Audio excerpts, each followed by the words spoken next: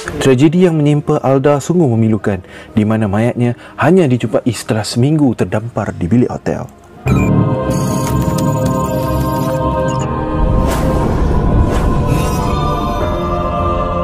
Selamat datang ke channel Detektif Konon. Kepada anda yang baru di sini, bantu kami dengan melakukan dua perkara: like video ni dan subscribe. Kepada sesiapa yang sudah berbuat demikian, tolonglah share video ni dan tulis di ruangan komen. Pastinya pada suatu ketika dalam kehidupan anda yang serba aman dan damai, anda pasti akan pernah mendengar lagu ini di corong-corong radio. Mungkin anda pernah dengar lagu ini, tetapi tidak tahu tajuk lagunya, apatah lagi nama penyanyinya. Dialah Alda Risma Elfarian, penyanyi yang popular dengan lagu Aku Tak Biasa. Tragedi yang menimpa Alda sungguh memilukan, di mana mayatnya hanya dijumpai setelah seminggu terdampar di bilik hotel. Misteri lagu seram Alda. Ada misteri yang terkait dengan penyanyi ini, di mana setelah 2 minggu kematiannya, penerbit album beliau menjumpai sebuah rekod yang mengandungi lagu yang dipercayai dinyanyikan oleh Alda Risma sendiri. Sedangkan dia sudah pun meninggal dunia pada ketika itu. Kasihku yang belum mati.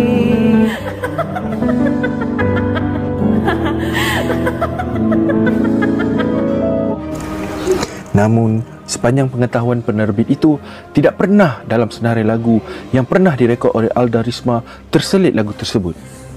Lagikan pula lirik lagunya yang menyeramkan, menimbulkan 1001 tanda tanya kepada semua yang mendengarnya. Manakan tidak? Apakah logik seorang penerbit lagu mahu menerbitkan lagu sebegitu? Kepada siapakah sasaran pendengar yang mahu dicapainya? Atau mungkin ini adalah sememangnya suatu misteri yang tidak mungkin terukai selagi kita ada di dunia yang fana ini.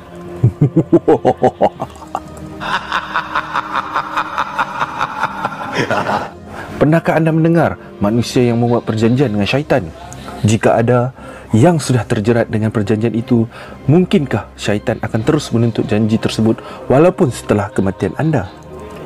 Namun, kita sebagai umat Islam haruslah kita menghindari perkara syirik kepada Allah Subhanahu Wa Taala, dan seharusnya kita perlu sentiasa memohon hidayah daripadanya agar ditunjukkan ke jalan yang benar. Kronologi kes Alda Risma.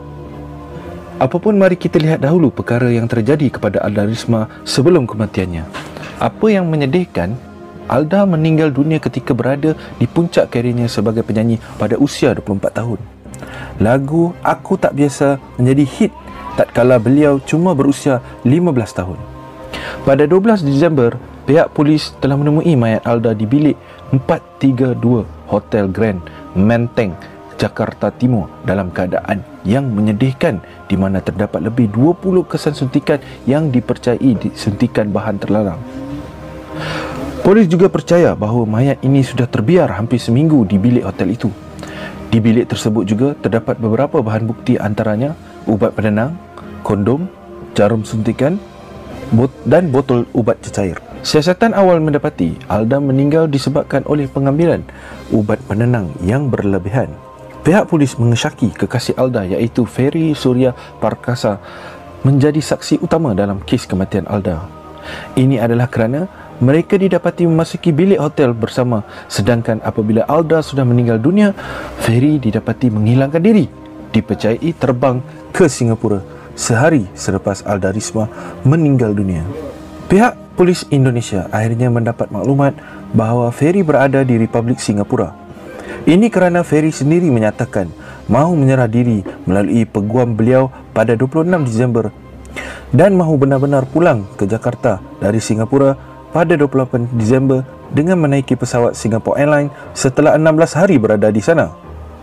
Berdasarkan rakaman CCTV, selain Ferry, terdapat 2 orang lain yang memasuki bilik hotel tersebut bersama Alda, seorang lelaki dan seorang wanita. Pada awalnya, polis mengesyaki perempuan tersebut adalah pakar kecantikan yang bernama Suster Medi. Namun begitu, beliau mempunyai alibi yang kuat, yang mana beliau sedang berada di Bandung, Jabar bersama pasangan beliau. Sesudah Medi dilepaskan polis, Seorang lagi pula disyaki iaitu Yanti, setiausaha kepada Ferry. Akan tetapi, Yanti menafikan sekerasnya keberadaan beliau di bilik hotel tersebut pada malam Alda meninggal dunia. Sehingga kini, dua orang ini masih menjadi misteri dalam kes kematian Alda. Kehidupan sosial Alda dan Ferry. Apabila kita mendengar bahawa Ferry lari setelah Alda meninggal dunia, pastinya kita mengesyaki bahawa dialah yang paling dekat untuk menjadi yang tertuduh. Namun, jika anda menelusuri kehidupan Ferry, anda pasti merasa hairan bagaimana ini semua boleh terjadi. Ferry lahir di Jakarta pada 1972, seorang lulusan dari University Washington sebagai ahli aeronautika atau aeroangkasa. Semasa kuliah, Ferry yang beragama Buddha memperdalam ilmu keagamaan atau tradisi Gelo dari Yang Mulia Changdut Tulku Rinpoche. Selain guru agama Buddha, gelaran seperti itu umpama pendeta atau ustaz di agama lain. Setelah dinobatkan, dia akhirnya dikenal sebagai Biksu Ferry, pemimpin Virhara Tarpa Ling di Jalan Pangeran Jayakarta, Jakarta Pusat. Ya, dari apa yang kita tahu berkenaan Ferry ini, agak mustahil beliau boleh melakukan sesuatu sehingga boleh merosakkan seseorang, apatah lagi membunuh. Namun begitu, terdapat juga kenyataan bahawa Ferry sendiri mengaku sering menyuntik Alda dengan pelbagai ubat seperti ubat penenang sebagai contoh. Ini kerana Ferry mendakwa bahawa Alda sering mengadu yang dia mengalami kesukaran untuk tidur. Ferry membeli ubat di satu kedai di kawasan Pramuka, Jakarta Timur dan mengajak sekali pemilik kedai berkenaan bersama seorang lagi rakannya bernama Yuni untuk menyuntik ubat tidur di lengan Alda. Kegiatan ini sering mereka melakukannya. Menurut peguam Ferry iaitu Zaki, beliau menjelaskan bukan Ferry seorang yang menyuntik bahan tersebut ke tubuh Alda. Bermakna ada orang lain juga melakukannya. Dan Ferry tidak boleh dituduh sebagai orang yang bertanggungjawab menyuntik bahan sehingga menyebabkan kematian Alda. Persidangan kematian Alda Risma. Menurut ibu Alda yang bernama Halimah, beliau ada menyimpan SMS yang ditulis oleh Alda sendiri mengatakan bahawa dia sering dipukul oleh Ferry dan tidak merasakan bahagia bersama Ferry. Berikut adalah antara SMS yang dibacakan oleh Halimah. Aku dipukul, ditampar, ditonjok mukaku. Aku tidak rela, aku tidak ada salah apapun, aku diancam dan dianiaya, ungkap Halimah ketika membacakan SMS tersebut. Namun begitu, perkara ini telah disangkal oleh peguam Ferry iaitu Zaki Tunjang, yang mana Alda pernah membuat pengakuan menulis sebuah surat bahawa dia bahagia bersama Ferry. Pada tarikh 27 Oktober 2005, iaitu setahun sebelum kematian beliau, menerusi sebuah surat, Alda mengakui yang Ferry tidak pernah melakukan kekerasan ke atas Alda seperti yang didakwa oleh Halimah. Surat itu ditandatangani sendiri oleh Alda dan disahkan oleh dua orang saksi. Cuma pada surat tersebut nama saksi dihitamkan atas alasan keselamatan. Menurut Zaki, Ferry yang menyuruh Alda membuat surat tersebut. Ini adalah kerana dia tidak mahu dituduh sebagai orang yang mencuri anak Halimah iaitu ibu Alda. Keadaan ini berlaku kerana ketika itu hubungan Alda dan ibunya agak dingin. Pada saat itu, tiada bukti yang boleh menyabitkan Ferry atas pembunuhan Alda. Namun, beliau tetap dijatuhkan hukuman penjara selama 8 tahun akibat cuai sehingga boleh menyebabkan kematian orang lain. Namun, Ferry mendapat pengurangan masa tahanan dan dibebaskan pada Mei 2011. Kisah lagu seram. Jadi setelah anda mendengar semua cerita itu tadi, sememangnya tiada kaitan antara lagu berhantu dengan kematian Alda. Lalu, bagaimana dengan suara mengilai yang terdengar dalam lagu tersebut yang dipercayai suara Alda?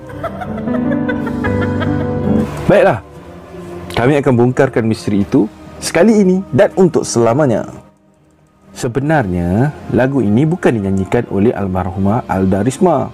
Lagu Menanti Kekasihku ini asalnya bertajuk Rintihan Kuntilanak, yang mana lagu ini merupakan lagu ciptaan PD Baik yang dinyanyikan oleh band The Panas Dalam. Lagu ini juga dijadikan soundtrack untuk filem hantu Biang Kerok. Seram tak? Seram kan? Misteri terungkap, kes ditutup. Terima kasih kerana sudi menonton sehingga akhir video. Ayuh bantu kami dengan dua perkara. Like video ini dan subscribe channel Detektif Konon. Kepada siapa yang telah berbuat demikian, boleh share video ini dan tulis di ruangan komen. Selamat tinggal, jumpa lagi di video yang akan datang.